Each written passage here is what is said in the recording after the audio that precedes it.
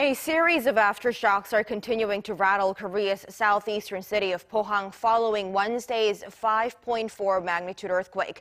Many residents there are still at temporary shelters, unable to return home. Our Oh Jung-hee updates us on the latest from the quake-hit city. Broken windows, collapsed walls, cars crushed under debris. These are the visible effects of magnitude 5.4 earthquake that hit Korea's southeastern city of Pohang on Wednesday. Water, gas, and electricity have been cut off, and this area's residents are spread across temporary shelters around the city. On Thursday morning, Pohang citizens tried to make their way back home, but had to return to the emergency shelters due to the persistence of aftershocks. Residents say they're not sure whether they'll be able to return home soon, and some have even considered moving to bigger shelters. We tried to go into our houses, but because there still were aftershocks, the policemen stopped us. For the next few days, I think the residents of this whole area will have a difficult time. There are cracks on our walls. I hope the government and the Pohang city can get a handle on the situation and help us as quickly as possible. Since Wednesday's quake, more than 40 aftershocks have been confirmed as of Thursday noon.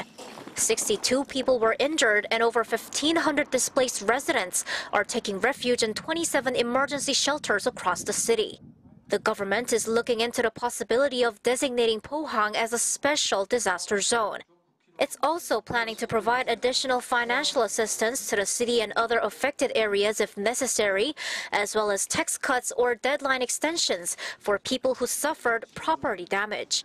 Provincial and municipal governments have dispatched teams of experts, including medical professionals, to look after displaced residents at the shelters, as well as basic necessities such as food and blankets.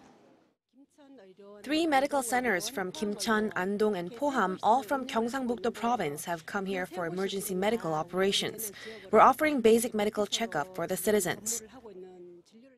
Following last year's powerful 5.8 magnitude earthquake in Gyeongju, Pohang residents agree on one thing. When there's a natural disaster, it's ordinary citizens who suffer. Korea is no longer a safe country when it comes to earthquakes. I hope the government could take fundamental measures to protect ordinary citizens. Oh Jung-hee, Arirang News, Pohang.